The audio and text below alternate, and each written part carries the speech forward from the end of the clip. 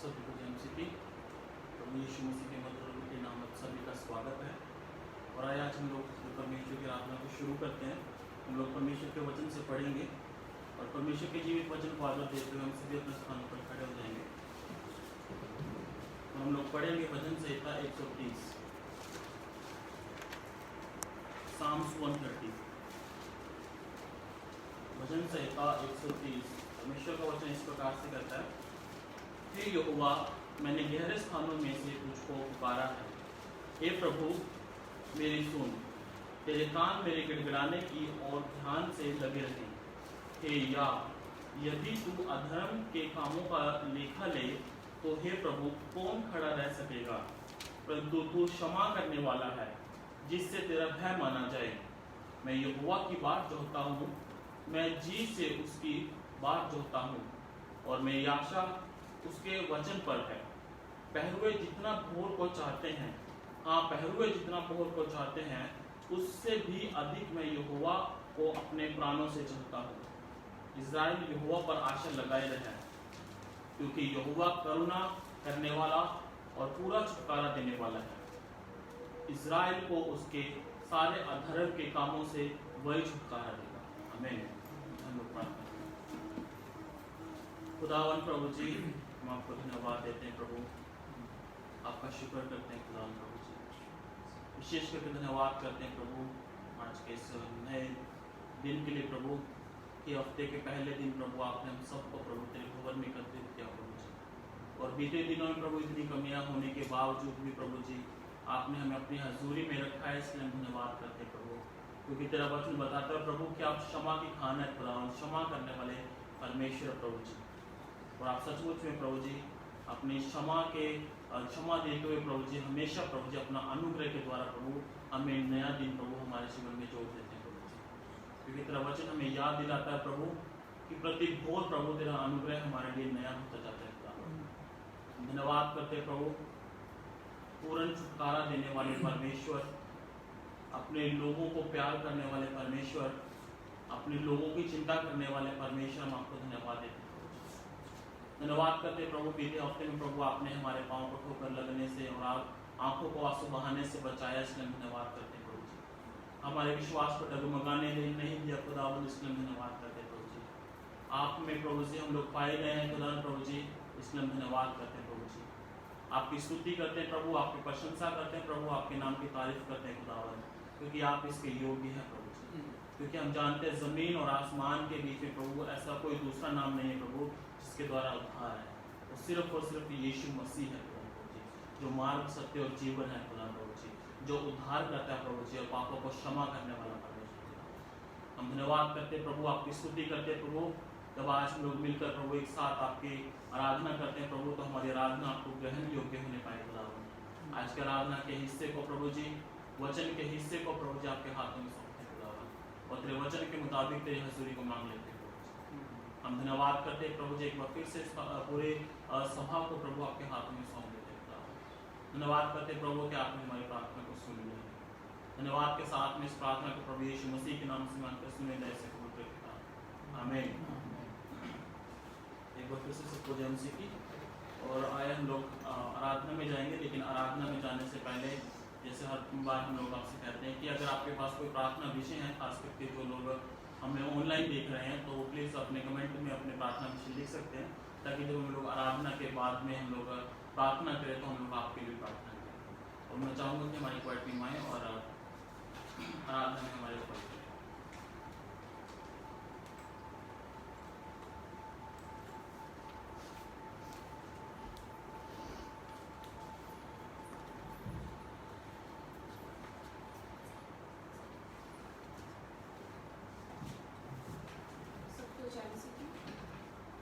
आइए हम सब मिलकर परमेश्वर की आराधना करेंगे। आइए हम गीत गाएंगे जिस गीत के बोल इस प्रकार है, मेरे जीवन में यीशु तेरा नाम जलाल पाता है। आइए हम सब मिलकर गाएंगे।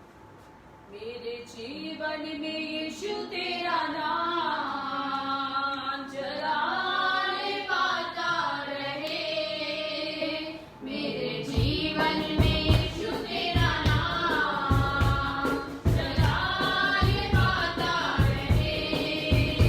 मेरा उठ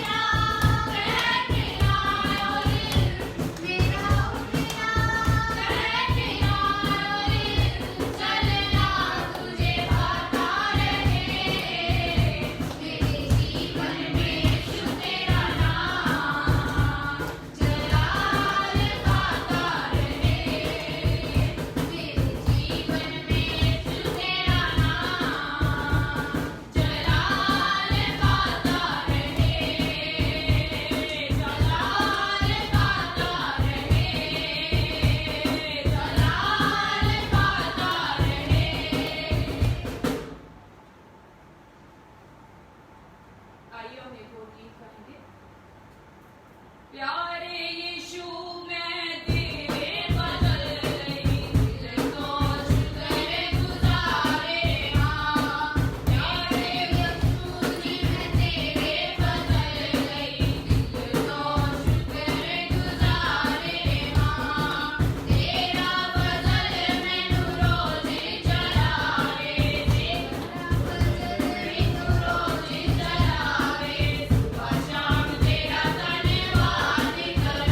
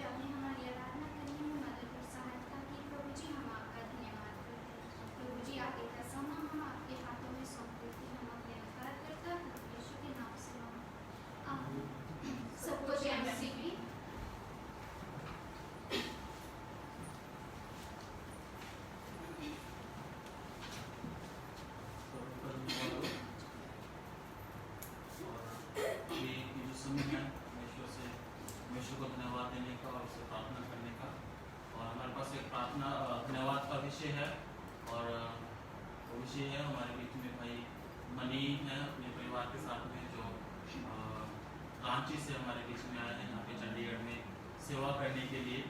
और ये एक बहुत ही अच्छा सौभाग्य होता है जब हम लोग मिलकर परमेश्वर की सेवा करते हैं। तो हम लोग पूरा बाइबल भवन क्रिश्चियन फेलोशिप चंडीगढ़ की पूरी टीम आप दोनों का भाई मनी का और उनके परिवार का स्वागत करते हैं और हम लोग परमेश्वर को धन्यवाद देते हैं कि परमेश्वर को सुरक्षित हमारे बीच में पहुंचाया सफर में, और उनकी निगरानी की और उनका सामान को यहाँ पे हमारे बीच में बिल्कुल सुरक्षित रूप से लेकर आया। इसके लिए हम लोग परमेश्वर को धन्यवाद देते हैं। और कुछ विषय है हमारे लिए हमारे पास जो हम लोग प्रतिदिन प्रति हफ्ता हम लोग क्या है प्रार्थना करते हैं और लगातार हम लोग प्रार्थना कर रहे थे। जैसे कि सभी अकाउंटेंट का ट्रांसफर होने वाला था तो वो हो चुका है और सभी लोग अपने अपने स्थानों पर पहुंच गए हैं। उन सभी के लिए हम लोग परमेश्वर को धन्यवाद देते हैं कि परमेश्वर ने सभी को अपनी निगरानी में रखते हुए सुरक्षित अपने स्थानों पर पहुंचाया है। और ऑडिट के लिए जो चल रहा था वो परमेश्वर ने सब कुछ अच्छे से होने के लिए सहायता किया, उसके लिए हम लोग परमेश्वर को धन्यवाद देते हैं। और मैं भी जब दिल्ली में था और दिल्ली से आया हूँ और परमेश्वर ने मेरी भी सहायता किया है जाने में, इसके लिए परमेश्वर को धन्यवाद देते हैं। और प्रार्थना विषय है हमारे ये जो हम लगातार हमारे जो चर्च के परिवार हैं उनके लिए हम प्रार्थना करते रहते हैं और फिर से उनके लिए प्रार्थना करेंगे। भाई माइकल के लिए, उनके परिवार के लिए, खास करके भाई माइकल की सेहत के लिए प्रार्थना करेंगे कि परमेश्वर को पूर्ण रीति से चंगाई दे। और भाई दया के लिए, दया के परिवार के लिए हम लोग प्रार्थना करेंगे। पुष्पांटी उनके परिवार के लिए, सिस्टर ममता उनके परिवार के लिए, जसवंत अंकल उनके परिवार के लिए हम लगातार इनके लिए हम प्रार्थना करते रहेंगे कि परमेश्वर अपने लोगों को अपनी निकटता में बनाए रखें और इन दिनों में परमेश्वर के वो प्रेम में और परमेश्वर के और ज़्यादा जानने के बारे में परमेश्वर को वो जानने की निकटता में बढ़े। उसके लिए हम लोग परमेश्वर के लिए हम प्रार्थना करेंगे, परमेश्वर से प्रार्थना करेंगे। और साथ ही साथ हम लोग प्रार्थना करेंगे जो हमारा ABC कोर्स जो शुरू हो चुका है उसके स्टूडेंट्स भी आ चुके हैं, उसके लिए भी हम लोग लगातार प्रार्थना करते रहेंगे कि परमेश्वर जो उनको लेके आया है उनको परमेश्वर के हाथों में सौंपें और जो आना चाहते हो, जो ऑनलाइन करना चाहते हैं, उनके लिए भी परमेश्वर एक अच्छा इंतजाम करे, नेटवर्क की कोई प्रॉब्लम ना हो, सब कुछ अच्छे होने के लिए हम लोग प्रार्थना करेंगे।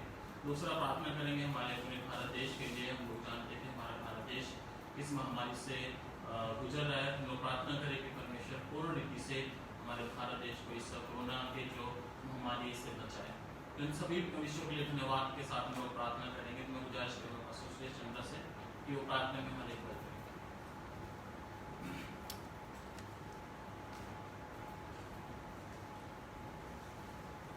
हम प्रार्थना में जाएं और सारे विषयों को हम परमेश्वर के चरणों में नजदीक रखेंगे, क्योंकि हम जानते हैं कि परमेश्वर हमारा जीवित परमेश्वर है और हमारी प्रार्थनाओं को सुनने के लिए अपने कान को लगाए हुए हैं। आइए हम प्रार्थना करें। परमेश्वर पिता, हम आपको धन्यवाद देते हैं, आपके नाम की बड़ाई करते हैं। हम जानते हैं खुदावन आप हमारे जीवित परमेश्वर हैं और हमारे प्रार्थनाओं को, हमारे निवेदनों को सुनने के लिए अपने कान को लगाए हुए हैं। खुदावन धन्यवाद खुदावन यीशु मसीह की, आपने भाई मनी की, उनके परिवार की सुरक्षा प्रदान करी। जब वो रांची से यहाँ पर आए खुदावन, आपने उन्हें सुरक्षित लेकर के आए। खुदावन प्रभु हम आपके नाम की बड़ाई करते हैं, आपके नाम की धन्यवाद परमेश्वर पिता आपकी सुरक्षा के लिए। खुदावन धन्यवाद प्रभु जो दिव्या की अकाउंटेंट थे खुदावन, जो अपने जगह में पहुँच चुके हैं। प्रभु हम चाहते हैं आपको आदर और मांगे। धन्यवाद प्रभु आपकी सुरक्षा के लिए। खुदावन आपने अपने सरकारी को विभिन्न जगहों में प्रभु जो शुरू कर रहे हैं खुदावन, नए लोगों के साथ प्रभु हम आपके नाम की बड़ाई करते हैं। प्रभु विशेष प्रार्थना और विनती खुदावन माइकल डैनियल के लिए प्रभु कि आपने अपना अनुग्रह रखा है। प्रभु प्रार्थना करते हैं प्रभु माइकल डैनियल को, उनके परिवार को प्रभु, उनकी दोनों बेटियों को, अमायरा के लिए और वैरा के लिए प्रार्थना करते हैं प्रभु अपने अनुग्रह में रखें, अपनी सुरक्षा में रखें। भाई दया के परिवार को हम आपके हाथों में सौंपते हैं। हम चाहते हैं प्रभु भाई दया का परिवार प्रभु आपने पाया जाए और मजबूती से पाया जाए। प्रार्थना करते हैं पुष्पांति के लिए, ममता सिस्टर के लिए प्रभु, उनके परिवारों को हम आपके हाथों में सौंपते हैं। बहन सुनीता की प्रार्थना करते हैं प्रभु उन्हें भी अपने अनुग्रह में रखें। परमेश्वर पिता हम चाहते हैं कि जो हमारे चर्च के लोग हैं प्रभु, जो परिवार हैं प्रभु, आपकी सुरक्षा में और आपकी हिफाजत में नहीं पाए। धन्यवाद परमेश्वर पिता, आपने अभी तक हम सबों को संभाल के रखा हुआ, हमारी कलीसिया को संभाल के रखा हुआ, कलीसिया के लोगों को प्रभु अपने विश्वास में मजबूती के साथ बनाए रखा हुआ है प्रभु। हम आपके नाम की बड़ाई करते हैं, आपके नाम की महिमा करते हैं। प्रार्थना करते हैं प्रभु हमारे देश में, हम चाहते हैं हमारे देश पर आप रहम करें खुदावन। हमारे देश में खुदावन विशेषकर प्रभु जो कोरोना वायरस के प्रभाव प्रभु उसे दूर करें प्रभु, कि हमारा देश प्रभु भला चलना होने पाए। परमेश्वर पिता हम प्रार्थना करते हैं प्रभु उन बीमारों के लिए प्रभु जो बीमार है हमारे देश में, जो हॉस्पिटलाइज है खुदावन, प्रभु चाहते हैं कि अपना अनुग्रह करें, आप रहम करें खुदावन। विशेषकर कोविड-19 को प्रभु हमारे देश से दूर करें खुदावन। प्रभु हम चाहते हैं कि अपना अनुग्रह करें प्रभु। विशेष प्रार्थना करते हैं प्रभु जो गवर्नमेंट ऑफिसर्स हैं प्रभु इस दौरान जो कार्य कर रहे हैं प्रभु आप उन्हें अपनी हिफाजत में रखें खुदावन। तो डॉक्टर्स के मेडिकल टीम है खुदावन जो वैक्सीन बनाने के लगातार परिश्रम कर रहे हैं खुदावन, प्रभु हम चाहते हैं कि आप अपनी सुरक्षा में रखें, अपनी हिफाजत में रखें प्रभु। हम आपके नाम की बड़ाई करते हैं, आपके नाम की महिमा करते हैं। परमेश्वर पिता धन्यवाद प्रभु, आप अपने लोगों के साथ हमेशा बने रहते हैं प्रभु। प्रभु इसमें हम प्रार्थना करते हैं दिव्या की सेवकाई की प्रभु, दिव्या की सेवकाई को हम आपके हाथों में सौंपते हैं। जब विभिन्न राज्यों में प्रभु आपके लोग हैं प्रभु जो सेवा कर रहे हैं प्रभु, हम चाहते हैं कि आप मदद करें, सहायता करें। विशेषकर प्रार्थना करते हैं बाइबल भवन के लिए प्रभु और ऑस्ट्रेलिया के लिए, मैंगलोरिया के लिए प्रभु अपने अनुग्रह में रखें प्रभु, अपने अच्छा स्वास्थ्य प्रदान करें। बीबीसीएफ इंग्लिश के लिए को प्रभु मार्ग खातों में सौंपते हैं और बीबीसीएफ इंग्लिश के लिए के जो मेंबर्स हैं, फैमिली है प्रभु, चर्च फैमिली, उन्हें भी मार्ग खातों में सौंपते हैं। तो हम चाहते हैं कि आप इस समय में प्रभु अपनी सुरक्षा प्रदान करें। बीबीसीएफ हिंदी के लिए जो दिल्ली में है प्रभु उसे प्रभु मार्ग खातों में सौंपते हैं और पास्टर को, पास्टर की फैमिली को मार्ग खातों में सौंपते हैं। बीबीसीएफ नेपाली कलीसिया को, पास्टर को और चर्च फैमिली को प्रभु मार्ग खातों में सौंपते हैं। प्रभु हम चाहते हैं कि अपनी सुरक्षा में होने पाए, आपकी सुरक्षा में होने पाए खुदावन। प्रभु हम प्रार्थना करते हैं जब विभिन्न राज्यों में बीबीसीएफ की कलीसिया है प्रभु, डीबीआई के सेंटर है प्रभु, जो लीडर्स हैं, जो विभिन्न प्रकार के लोग हैं खुदावन, जो आपके भवन में आते हैं प्रभु और आपकी महिमा करते हैं खुदावन। हम चाहते हैं प्रभु चर्च फैमिली को आपकी सुरक्षा होने पाए खुदावन। प्रभु होने दे प्रभु, हम आपके विश्वास में मजबूती के साथ बने रहें प्रभु। जो प्रभु आपने मेरी जिम्मेदारी सौंपी खुदावन, हम आपकी सेवकाई करें प्रभु। हम चाहते हैं कि विभिन्न राज्यों में प्रभु हम आपकी सेवकाई करने वाले बने। जब इस समय प्रभु हम लोगों की सहायता करें प्रभु, फेस मास्क बांटने के द्वारा से और राशन बांटने के द्वारा से खुदावन, प्रभु हम चाहते हैं कि हम उन जरूरतमंद लोगों तक पहुंच सके खुदावन जो वास्तव में निजी है खुदावन। प्रभु हम चाहते हैं कि आप हमें ऐसे लोगों से मिलाएं प्रभु। हम आपके नाम की बड़ाई करते हैं ताकि खुदावन हम लोगों तक पहुँचे और आपकी सेवा को पहुँचा सके खुदावन, आपके प्रेम को पहुँचा सके, क्योंकि प्रभु आपने हमसे प्रेम किया है और हम लोगों से प्रेम करने वाले बने। आप हमारी सहायता करें मदद करें। धन्यवाद खुदावन चंडीगढ़ मुरासलम के कार्य के लिए प्रभु, विशेषकर अकाउंट्स के लिए प्रभु आपने सहायता करी, मदद करी। भाई प्रेम की सहायता करी खुदावन, दिल्ली जाने में और ऑडिट होने में और वापस आने में प्रभु। हम आपके नाम की बड़ाई करते हैं। धन्यवाद खुदावन भाई मुबारक प्रभु, आप देहरादून ले गए प्रभु, इसके लिए हम आपको धन्यवाद। धन्यवाद प्रभु हमारी टीम की सुरक्षा प्रदान करने के लिए, सारी बातों के लिए शायद आश्रय प्रभु। धन्यवाद प्रभु। धन्यवाद प्रभु विद्यार्थी जो हमारे मध्य में हैं और जो ऑनलाइन कोर्स चल रहे प्रभु और जो रेजिडेंशियल कोर्स चल रहे प्रभु, सारे लोग प्रभु आपके आश्रय नाम लेते हैं प्रभु। हम आपके नाम की बड़ाई करते हैं। तो हम चाहते हैं प्रभु इस मुश्किल के दिनों में भी प्रभु हम आपके वचन के नज़दीकी में बने रहें खुदावन, आपकी उपस्थिति में पाए जाएं प्रभु। जो लोग हमें ऑनलाइन देख रहे हैं प्रभु, आप उनसे भी बातचीत करें प्रभु, आप उनके प्रार्थनाओं को सुने, उसका उत्तर दें खुदावन। प्रभु हम आपके नाम की बड़ाई करते हैं, आपके नाम की धन्यवाद परमेश्वर पिता का आपने हमारी प्रार्थना और विनती को सुना है। धन्यवाद प्रार्थना सुनने के लिए विनती उद्धार करता प्रभु यीशु मसीह के नाम से मांगते हैं, आमीन।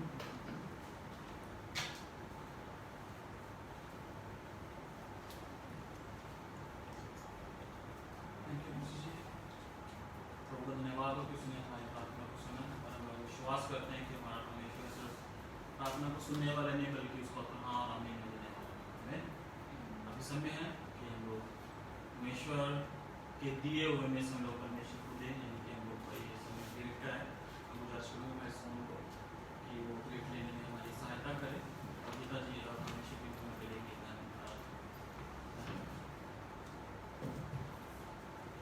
मैं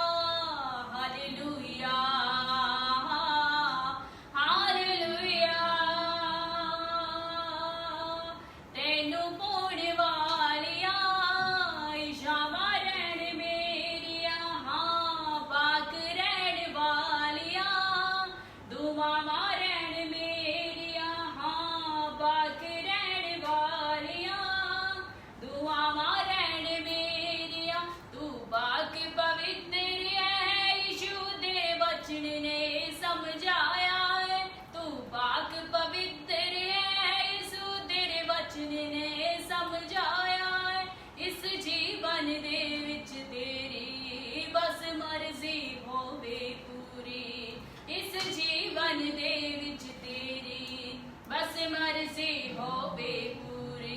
हालेलुया हालेलुया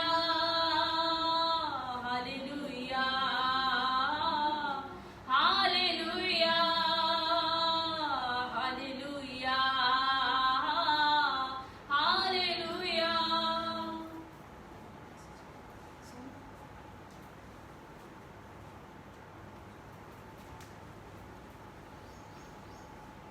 और हम लोग इस भेंट के लिए धन्यवाद देंगे और आज के वचन के हम लोग प्रार्थना करेंगे गुजारिश मनी से कि वो भेंट के लिए धन्यवाद दें और आज के वचन के लिए प्रार्थना में मुझे करें।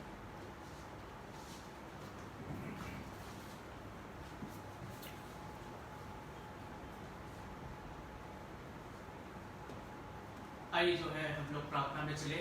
पिता परमेश्वर, आपका हम धन्यवाद करते हैं और शुक्रगुजार है प्यारे प्रभु की आज की आराधना, आज की सभा को प्रभु आपने होने दिया है। पिता परमेश्वर, इसके लिए धन्यवाद करते हैं और खुदावंद हमारी प्रार्थना है प्रभु विशेषकर इस भेंट के लिए प्यारे प्रभु, जो पिता परमेश्वर आपके भक्तों ने प्रभु अपने कमाई से और पिता परमेश्वर आपको अर्पित किया है प्रभु जी। तो पिता इसे आप आशीष करें, ब्लेस करें प्यारे प्रभु जी, और इसे प्रभु आपकी सेवकाई और आपकी सेवा के लिए प्रभु उपयोग किया जाए पिता परमेश्वर। और हमारी प्रार्थना है पिता परमेश्वर विशेषकर आज के दिन के लिए प्रभु, आज के सभा में पिता आप सभी को प्रभु उपस्थित किया, इसके लिए धन्यवाद करते हैं। और खुदावन हमारी प्रार्थना है विशेषकर प्रभु कि पिता परमेश्वर अभी के समय में पिता तेरे वचन की तरफ हम लोग चलेंगे प्यारे खुदावन यीशु। तो पिता तेरे दास के माध्यम से प्रभु हम सभी को प्रभु आपके वचन से आशीषित करें प्यारे प्रभु जी। और जितने हमारे मित्र हैं प्यारे पिता परमेश्वर ऑनलाइन के द्वारा पिता सुन रहे हैं, उन्हें भी प्रभु स्थिर होके पिता परमेश्वर आपके वचन को सुनने में प्रभु आप सहायता करें, मदद करें प्यारे खुदावन यीशु मसीह। आपका धन्यवाद के साथ प्रार्थना प्रभु यीशु मसीह के नाम में हम करते हैं, आमीन। हम सभी लोग प्रार्थना के सामने बने रहेंगे और अभी समय परमेश्वर के वचन का गुजारिश करना श्रेष्ठ से कि उससे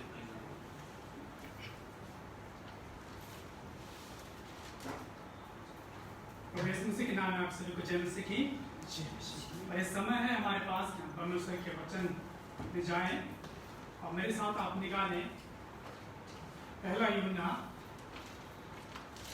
उसका 2 अध्याय 15 पद से लेकर के 17 पद हम पढ़ेंगे। पहला यूहन्ना उसका 2 अध्याय 15 पद से लेकर के 17 पद परमेश्वर के वचन के पढ़े जाने के आधार में हम अपने स्थान में खड़े हो जाएंगे।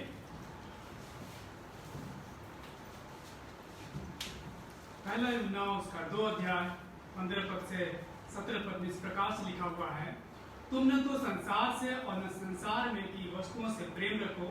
यदि कोई संसार से प्रेम रखता है तो उसमें पिता का प्रेम नहीं, क्योंकि जो कुछ संसार में है अर्थात शरीर की अभिलाषा और आंखों की अभिलाषा और जीविका का घमंड, वह पिता की ओर से नहीं परंतु संसार ही की ओर से है।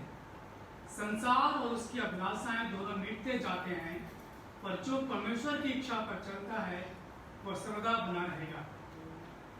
आमीन। हम अपने स्थान में बैठ जाएंगे। आइए हम प्रार्थना की जाए। धन्यवाद परमेश्वर पिता आपके इस वचन के लिए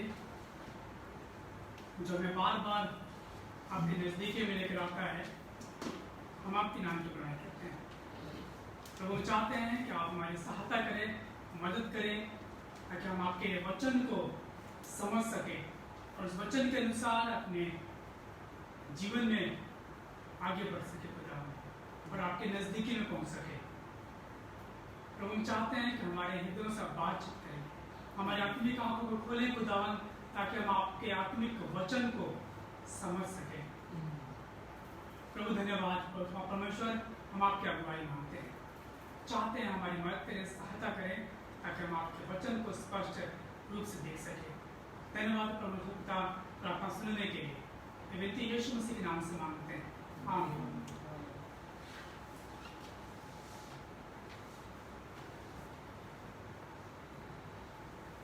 अभी हमारे सामने पढ़ा गया पहला यूहन्ना 2 अध्याय 15 पद से लेकर के 17 पद।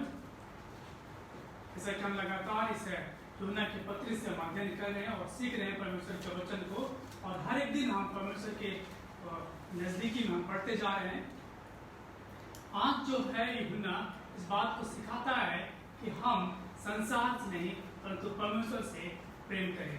जो आज का मुख्य विषय है वो ये है, संसार से प्रेम ना करें, do not love the world, संसार से प्रेम ना करें। यहाँ पर जो यूहन्ना है वो इस बात को प्रकट करता है कि हम संसार से प्रेम ना करें, और ये केवल एक आज्ञा ही को लेकर के नहीं आता है यूहन्ना, वो परंतु वो चाहता है कि क्यों हम संसार से प्रेम ना करें, इस बात को भी क्या करता है, वो प्रकट करता है, व्यक्त करता है, ताकि हम जाने हमें क्यों संसार से प्रेम नहीं करना। ये बहुत ही महत्वपूर्ण बात है कि हम इस बात को जाने कि हमें संसार से प्रेम क्यों नहीं करना, क्योंकि हम संसार में हैं। हम वास्तव में यदि हम अपने आप को देखें तो हम लोग क्या करते हैं, संसार में संसार की वस्तुओं से प्रेम करते हैं, संसार के लोगों से प्रेम करते हैं। लेकिन जो यूहन्ना है यहाँ पर वो स्पष्ट करता है, एक आदेश देता है, आज्ञा देता है कि हम संसार से प्रेम ना करें। प्रेम ना करने के यूहन्ना यहाँ पर 3 कारणों को प्रकट करता है। हम इस बात को जानते हैं कि संसार से जो प्रेम करना है वो अंधकार में चलना है। संसार उस अंधकार की ओर इशारा करती, जो यूहन्ना है वो उन बातों को इशारा करता है जो संसार से प्रेम करते हैं वो अंधकार में चलते हैं, क्योंकि अंधकार जो है वो शैतान की ओर से आता है, और शैतान क्या है, अंधकार का। और जितने लोग उजाले में चलते हैं, जितने लोग परमेश्वर की आज्ञा का पालन करते हैं, वे सारे क्या हैं, उजाले में चलते हैं, वे सारे लोग ज्योति में चलते हैं, जितने यीशु मसीह पर विश्वास कर लेते हैं। यदि आप 2 अध्याय के 8 पद को पढ़े, वहां पर यूहन्ना कहता है, फिर भी मैं तुम्हें नई आज्ञा लिखता हूँ, और यह उसमें और तुम में सच्ची चाहती है, क्योंकि अंधकार मिटता जाता है और सत्य की ज्योति चमकने लगती। तो जो यूहन्ना है इस बात को प्रकट करता है कि जितने लोग यीशु मसीह पर विश्वास करते हैं वे ज्योति में चलते हैं और अंधकार मिटता जाता है। जो यीशु मसीह में विश्वास करता है वो यीशु मसीह के पीछे चलता है, जैसा वो यीशु मसीह चलता था वैसे ही वो लोग चलते हैं जो यीशु मसीह पर विश्वास करते हैं। और जब लोग यीशु मसीह पर विश्वास करके उसके अनुसार जीवन को जीते हैं तो उनके अंदर से अंधकार दूर होता है, मिटता जाता है, और वो संसार की ओर नहीं परंतु आत्मिक बातों की ओर देखते हैं। यहाँ पर यूहन्ना उसी बात को प्रकट करता है कि हम संसार की ओर ना देखें परंतु हम परमेश्वर की ओर देखें। क्यों परमेश्वर की ओर देखें? क्योंकि संसार की ओर देखना क्या है, संसार की चीजें क्या है, परमेश्वर ने बनाया है और सारी चीजें क्या हो जाएंगी, नष्ट कर दी जाएंगी। संसार में जितनी भी वस्तुएं हैं वो क्या होंगी, नष्ट हो जाएंगी। हम इस बात को जानते हैं, हम जब प्रेम करते हैं तो हम उन बातों की ओर प्रेम करते हैं, उन वस्तुओं से हम प्रेम करते हैं जिसे हम पाना चाहते हैं, और वो हमेशा हमारे साथ है। हम ऐसी कोई भी वस्तु से प्रेम नहीं करेंगे जो कुछ समय के लिए, और जो संसार है कुछ समय के लिए है। हो सकता है संसार में हमारा जो जीवन 60 वर्ष का है वहीं तक ये संसार की बातें रहे, लेकिन जो आने वाला जीवन है, जो आत्मिक जीवन है, वो हमेशा हमेशा के लिए है। वो क्या है, हमेशा हमेशा रहेगा। जो आत्मिक बातें हैं, जो परमेश्वर में विश्वास करते हैं और परमेश्वर की जो पीछे चलता है वो हमेशा हमेशा पाया जाएगा। यदि आप पढ़ें 17 पद के आखिरी भाग में लिखा है, वो सर्वदा बना रहेगा। जो परमेश्वर की इच्छा पर चलता है वो क्या होगा, सर्वदा बना रहेगा। इसलिए यूहन्ना चाहता है कि हम जाने कि जो परमेश्वर है ज्योति है और हम ज्योति में चलें, हम अंधकार में ना चलें। हम देखें, हम विचार करें कि क्यों यूहन्ना यहाँ पर आदेश देता है कि हम संसार से प्रेम ना करें जबकि हम संसार में हैं। क्योंकि जो संसार में जो प्रेम करना है वो क्या है, कुछ समय के लिए। संसार की चीजें क्या हो जाएंगी, नष्ट हो जाएंगी। और 3 कारण है जिन कारणों को व्यक्त करता है यहाँ पर यूहन्ना। पहला है शरीर की अभिलाषा, दूसरा है आंखों की अभिलाषा, तीसरा है जीविका का घमंड। 3 बातें हैं और तीनों बातों को हम देखेंगे क्यों यूहन्ना कहता है कि हम संसार से प्रेम ना करें। ये 3 कारण है, इन 3 कारणों को व्यक्त करता है यूहन्ना और चाहता है कि हम इन 3 कारणों को जाने, इसलिए हम संसार से, संसार की वस्तुओं से प्रेम ना करें। जो पहला कारण हम देखेंगे, शरीर की अभिलाषा, डिजायर्स ऑफ द फ्लेश। शरीर की अभिलाषा।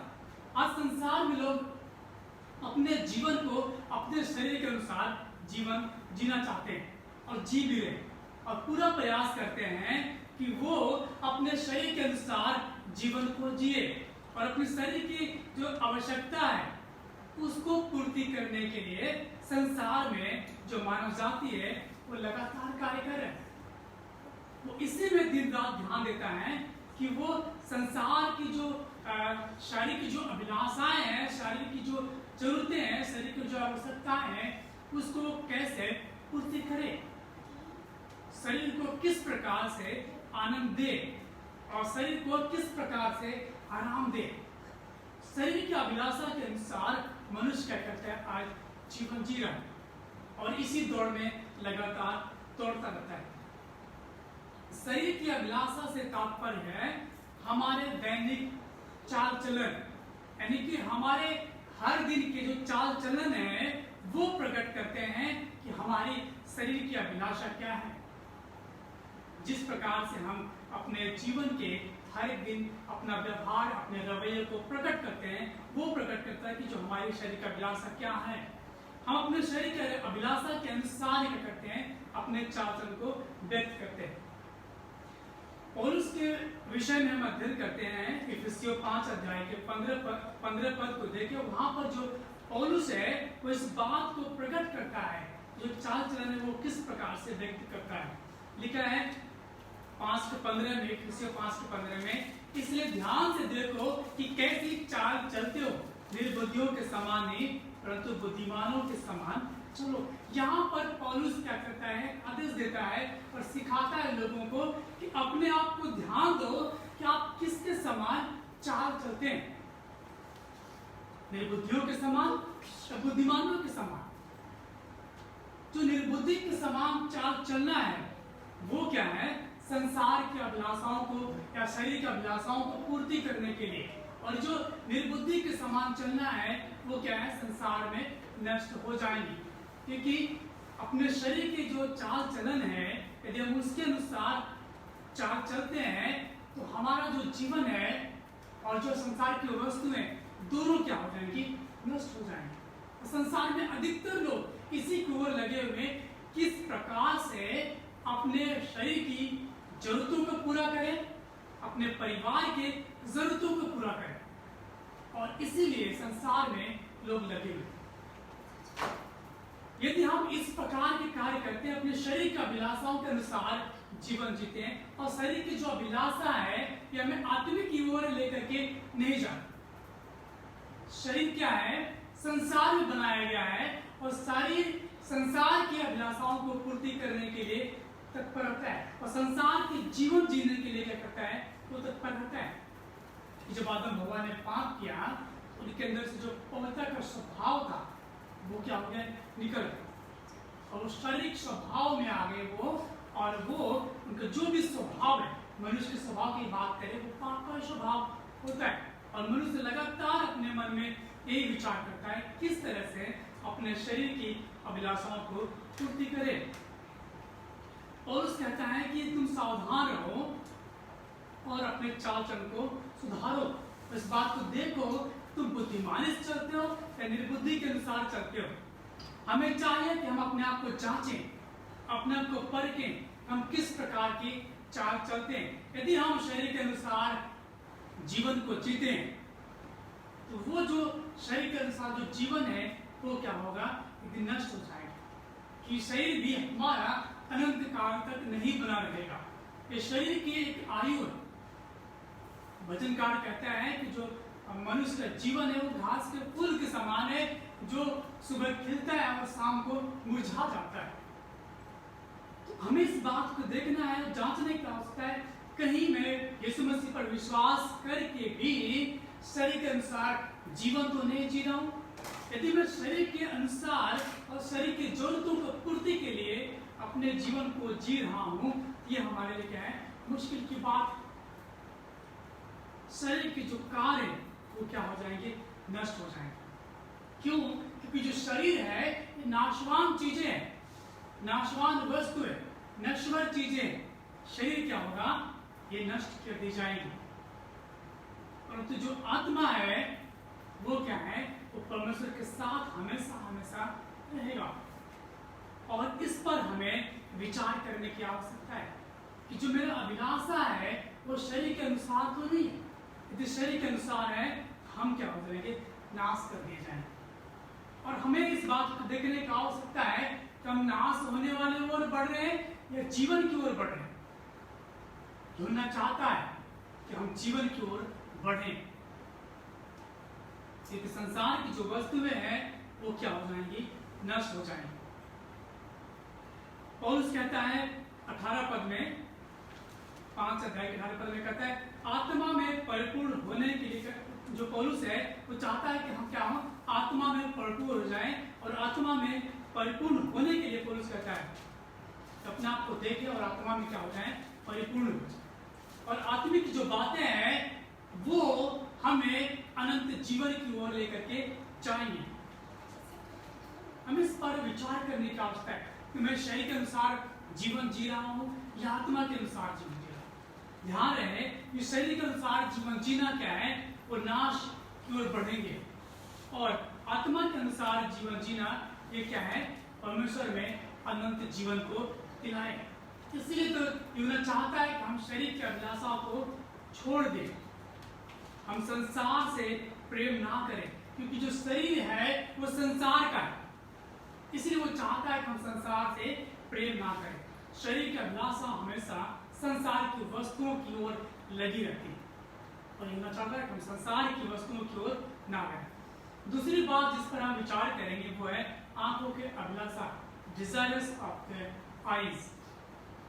आंखों की अभिलाषा, आंखों की अभिलाषा से तात्पर्य है कि उन सारी चीजों को जो हम देखते हैं उसको अपने मन में लालच कर लेते हैं कि ये चीजें हमें क्या चाहिए।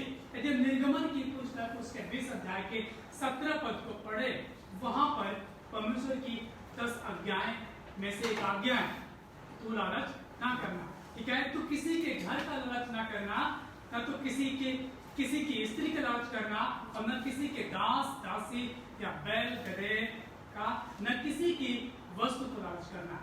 जो आंखों के अभिलाषा से तात्पर्य है लालच करने से। जब हम अपने आंखों से देखते हैं तो अपने मन में ख्याल रखते हैं कि ये जो वस्तु है, ये चीज है, ये हमें मिल जाए। और इसी के विषय में परमेश्वर क्या देते हैं, आज्ञा देते हैं। मूसा के पास वो आज्ञा आती, 10 आज्ञाओं में से एक आज्ञा है, तू लालच न करना। और जो आंखों का अभिलाषा है ये क्या है, लालच को उत्पन्न करती है। और जो अभिलाषा है, जो लालच है, ये अपने मन में जब आते हैं तो पाप को जन्म देते हैं, और जब पाप बढ़ जाता है तो मृत्यु को लाते हैं। यानी कि जो आंखों की अभिलाषा के अनुसार हम जीवन को जीते हैं, लालच करते हैं, तो ये क्या है, मृत्यु को लेकर के हमारे बीच में आती है। अब मेरे साथ निकाल सकते हैं उत्पत्ति 3 अध्याय का 6 पद। वहां पर आदम हवा के विषय में बात करी गई, विशेषकर हवा के विषय में बात करी गई है। जब हवा ने देखा, 3 अध्याय के 6 पद को जब पढ़ना लिखा है, जब हवा ने देखा तो उस वृक्ष का फल खाने के लिए अच्छा और देखने में मन भाव है और बुद्धि देने के लिए चाहने योग्य भी है, तब उसमें से तोड़कर खाया और अपने पति को दिया और उसने खाया। तो यहाँ पर जो हवा है उसने भी क्या किया, अपने आंखों से देखा कि वृक्ष का फल जो है खाने के लिए अच्छा है और देखने में मन भाव है। उसने अपने मन में आंखों से देख करके विचार किया, ये फल क्या है, खाने के लिए अच्छा है और देखने में मन भाव, यानी उसके मन को भाने के योग्य है।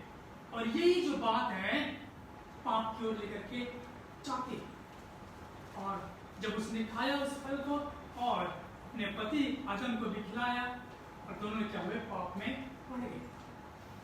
और ये जो पाप में पड़े, ये पाप दोनों क्या, मृत्यु को लेकर के आई। जो पहला आदम है उसने क्या, मृत्यु को लेकर के आया।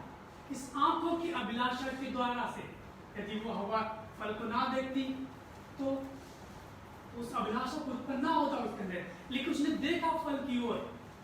यहाँ पर जो यूहन्ना चाहता है कि हम अपने आंखों पर प्रतिबंध लगाएं और अपने मन में किसी भी वस्तु के लालच ना करें। हमें अपने जीवन में परमेश्वर को प्रथम स्थान देने की आवश्यकता है, ना कि किसी चीज को, ना किसी वस्तु को। यदि हम किसी चीज और किसी वस्तु की ओर हम देखते हैं और अपने मन में लालच करते हैं तो वो पाप को उत्पन्न करते हैं हमारे जीवन में। और जो पाप हमारे जीवन में उत्पन्न होता है तो वो क्या करता है, हमें परमेश्वर से अलग कर देते हैं।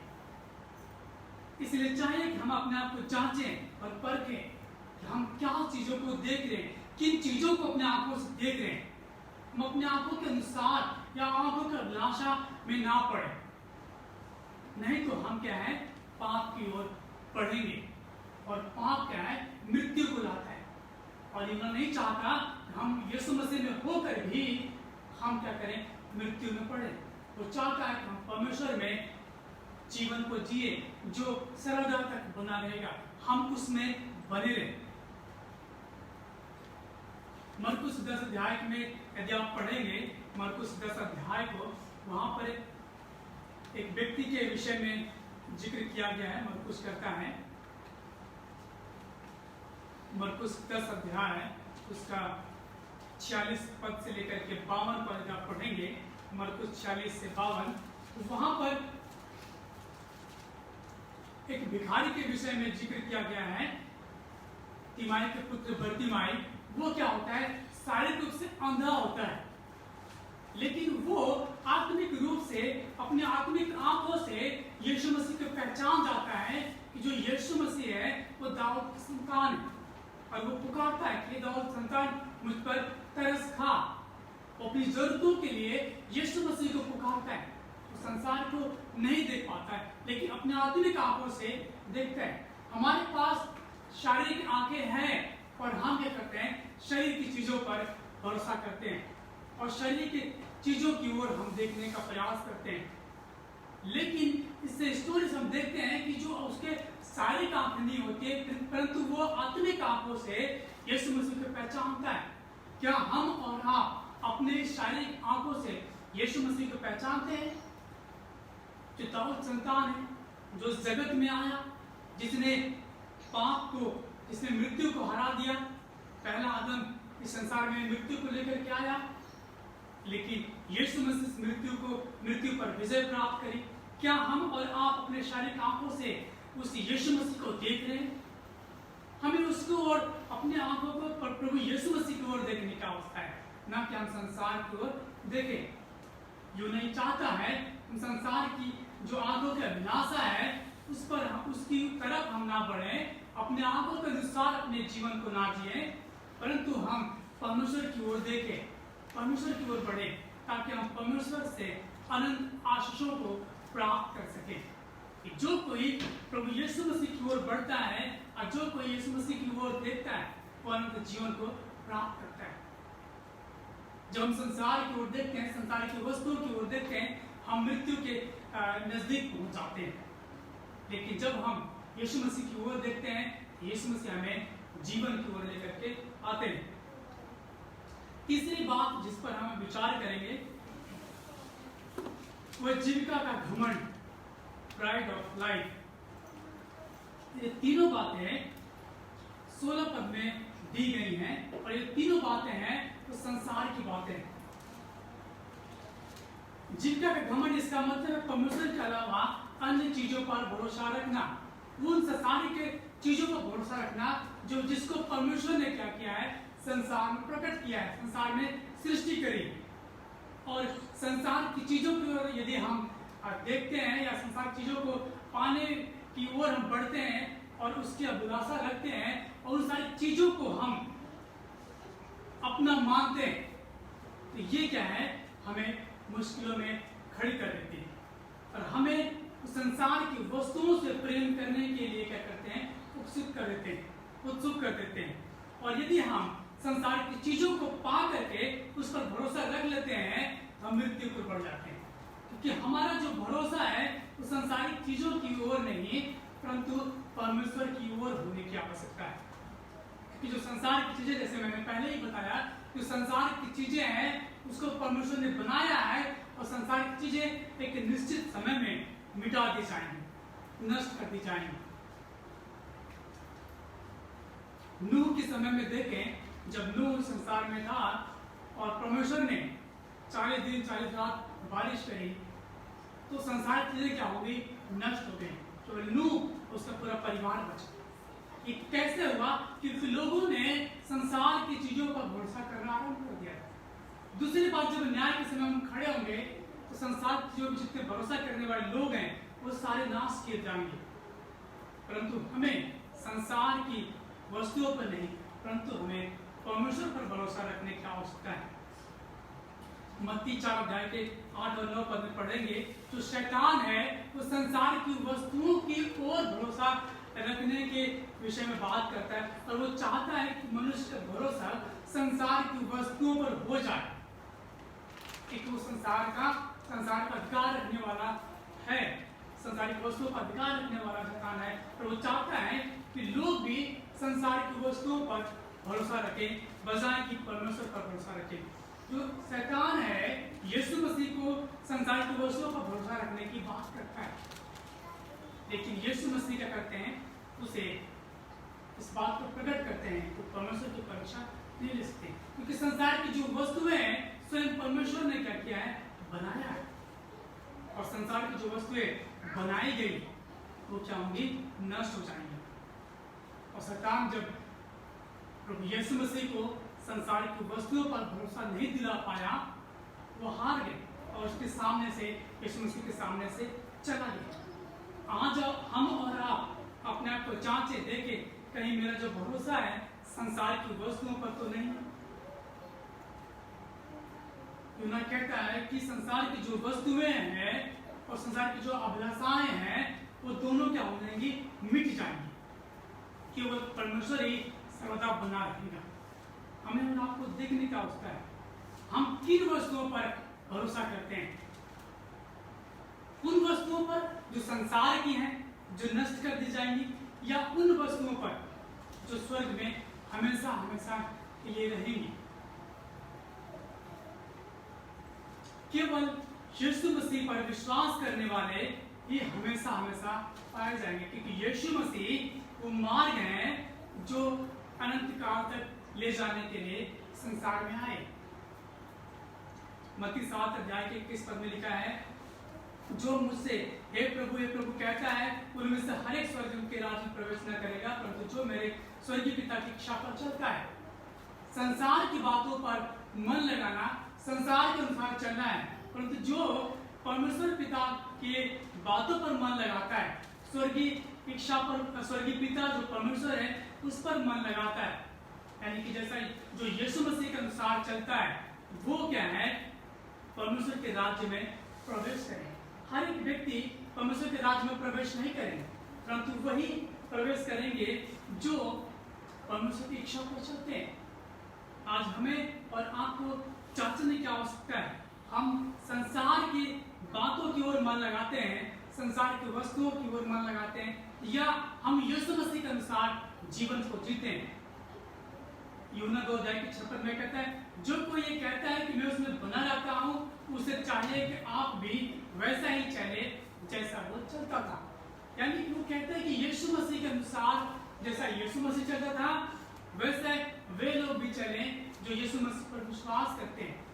यदि आप यीशु मसीह पर विश्वास करते हैं और उसके अनुसार जीवन नहीं जीते या यीशु मसीह के अनुसार नहीं चलते हैं, तो आप स्वर्ग में प्रवेश नहीं करेंगे, क्योंकि यीशु मसीह कहते हैं कि हर कोई स्वर्ग में प्रवेश नहीं करेगा जो मुझे हे प्रभु कहता है, परंतु वही करेगा जो स्वर्गीय पिता की इच्छा पर चलता है। आज हमें इस बात को जांचने की आवश्यकता है, हम किसकी इच्छा पर चलते हैं। यहाँ पर 2 अध्याय 17 पद में भी लिखा है, संसार और उसकी अभिलाषाएं दोनों मिटते जाते हैं, पर जो परमेश्वर की इच्छा पर चलता है वो सदा बना रहे। यहाँ पर यूहन्ना स्पष्ट करता है, वो यीशु मसीह की बातों को प्रकट करता है। जब यीशु मसीह कहते हैं तो वही जो मेरे स्वर्गीय पिता की इच्छा पर चलता है, और यहाँ पर यूहन्ना स्पष्ट करता है कि पर जो परमेश्वर की इच्छा पर चलता है वो सर्वदा बना रहे। हम और आप किन वस्तुओं से प्रेम करते हैं? संसार उन वस्तुओं से जो नष्ट कर दी जाएंगी, या हम यीशु मसीह के पीछे चलते हैं जो स्वर्गीय जीवन में प्रवेश करेंगे? आज हमें और आपको इस बात पर ध्यान देने की आवश्यकता है जो संसार की जो वस्तुएं हैं वो नष्ट कर दी जाएंगी। हमें अपने जीवन में इन 3 चीजों को छोड़ने की आवश्यकता है, और इन 3 चीजों को जब हम छोड़ते हैं, हम संसार से नहीं परंतु हम यीशु मसीह से प्रेम करने वाले बन जाते हैं। पहली जो बात है जिसको हमें छोड़ने की आवश्यकता है वो क्या है? शरीर की अभिलाषा, आंखों की अभिलाषा और जीविका का घमंड। हमारे पास जो कुछ भी है वो सब संसार की वस्तुएं हैं। हमें उस पर भरोसा रखने की आवश्यकता नहीं, परंतु हमें परमेश्वर पर भरोसा रखने की आवश्यकता है, क्योंकि यीशु मसीह वो मार्ग है जो हमें क्या करता है? अनंत जीवन दिलाता है। यहाँ पर हम यीशु मसीह की आज्ञा को स्मरण कर सकते हैं। मरकुस 12 अध्याय के 30-31 पद में जो यीशु मसीह स्पष्ट करते हैं कि अपने पड़ोसी से प्रेम रखें, अपने परमेश्वर से और अपने पड़ोसी से प्रेम रखने की बात जो यीशु मसीह कहते हैं। और ये परमेश्वर से प्रेम रखना और अपने पड़ोसी से अपने समान प्रेम रखना इस बात को प्रकट करता है हम स्वर्गीय पिता की इच्छा पर हमें करते हैं, चलते हैं। यीशु मसीह के जीवन में, यीशु मसीह के जीवन को देखें कि यीशु मसीह नम्र और दीन रहा, और अपने जीवन के संपूर्ण समय में यीशु मसीह पिता की इच्छाओं पर चलते रहे। आज हम और आप अपने जीवन में किसकी इच्छा पर चलते हैं? आंखों के अभिलाषा के अनुसार, शरीर के अभिलाषा के अनुसार, जीविका के घमंड के अनुसार कैसे हम चलते हैं? हमें अपने आप को जांचने की आवश्यकता है। हमारे सामने एक चुनाव, हम क्षण भर के संसार की वस्तुओं पर प्रेम करेंगे जो नष्ट हो जाएंगी, या हमें अनंत बातों पर जो हमें अनंत जीवन की ओर लेकर जाएंगे उन पर भरोसा रखेंगे। हमारे सामने चुनाव, हम किस पर भरोसा रखें? यीशु मसीह पर जो हमें अनंत जीवन तक लेकर जाएगा, या संसार की वस्तुओं पर जो संसार में नष्ट होती जाएंगी? हमारे और आपके सामने चुनाव, हमें इस बात पर विचार करने की आवश्यकता है। आप और हम किन बातों पर भरोसा करेंगे? संसार की बातों पर जो नष्ट हो जाएंगी, या यीशु मसीह के उन आज्ञाओं को पालन करने की जो हमें स्वर्गीय जीवन में प्रवेश कराएंगे? परमेश्वर हम सबको आशीष प्रदान करें। आइए हम प्रार्थना करें। परमेश्वर पिता, हम आपके नाम की बड़ाई करते हैं, आपके नाम की महिमा करते हैं। धन्यवाद खुदावन आपके इस वचन के लिए जो हमें इस बात को स्मरण दिलाता है कि हम संसार से प्रेम ना करें, क्योंकि संसार की जो वस्तुएं हैं नष्ट हो जाएंगी, और जो आप पर विश्वास करते हो अनंत जीवन में प्रवेश करेंगे। एक मार्ग, सत्य और जीवन प्रभु आप हैं, और आपकी ओर देखने वाले प्रभु हमेशा आपके साथ रहेंगे। प्रभु हम आपके नाम की बड़ाई करते हैं। प्रभु होने दें आप हमसे बातचीत करें, ताकि हम शरीर के अनुसार नहीं, आंखों के अनुसार नहीं और जीविका के घमंड के अनुसार नहीं, परंतु हम आपके अनुसार चलने वाले बने। हम आपसे प्रेम करने वाले बने। हम संसार से प्रेम ना करें जो नष्ट हो जाएंगे, परंतु हम आपसे प्रेम करने वाले बने। प्रभु हम आपके नाम की बड़ाई करते हैं। आप नाम को धन्यवाद प्रभु प्रार्थना सुनने के लिए। यीशु मसीह के नाम से मांगते हैं, आमीन। हम अपने स्थान में खड़े हो जाएंगे आपके वचन के लिए।